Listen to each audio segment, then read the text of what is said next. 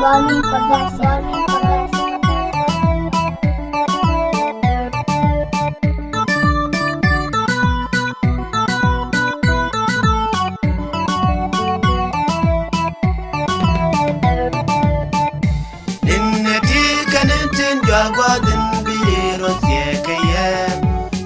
Kuri kana bozwa ka chang me jak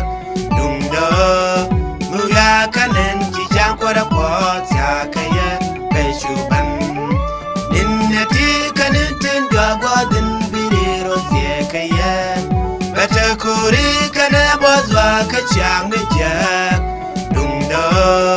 mu ya kanen ki chang ko da ko cha ka ya be shuban nom na ro ni ni quote kangane o kanin guda binada no yo ni jilom de sel talwa tiji kwada tiji ngai ni tiluka goy di kwa kanat katin chirete koke lyak ti na kana nin taskelwa ni chaje mega kurye chubingan je di wine je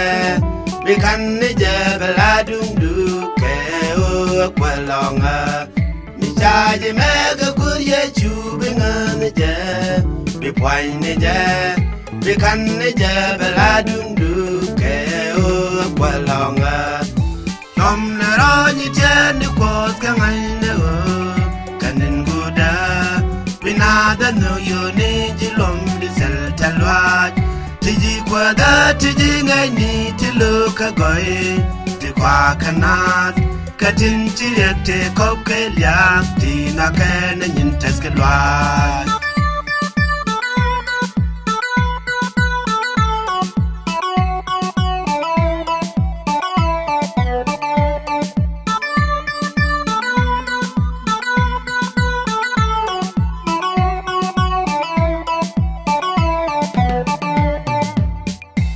an mare karye daro kado meshu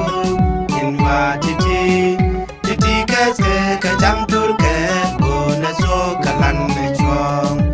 an mari karye daro kado me shu inwa titi keske kajam turke bona so kalan me chong nom na ro ni ni kwot kangai ne o kanin guda binada no yo ni jilom di sel talwa tiji kwada tiji ngai ni tiluka goy ti kwa kanat katin chirete koke lyak ti na kana nin taskelwa welang wat me da konda kanu karaso kashang kori kabala joy ke chang me be chang yu da ke baita ka welang wat me da konda kanu karaso kashang kori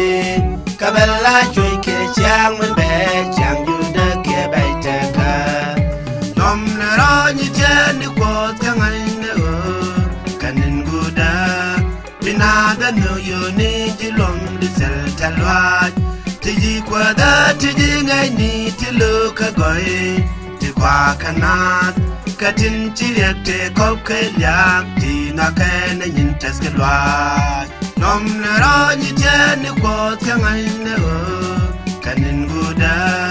binada no yo ni jilom di sel talwa tiji kwada tiji ngai ni tiluka goy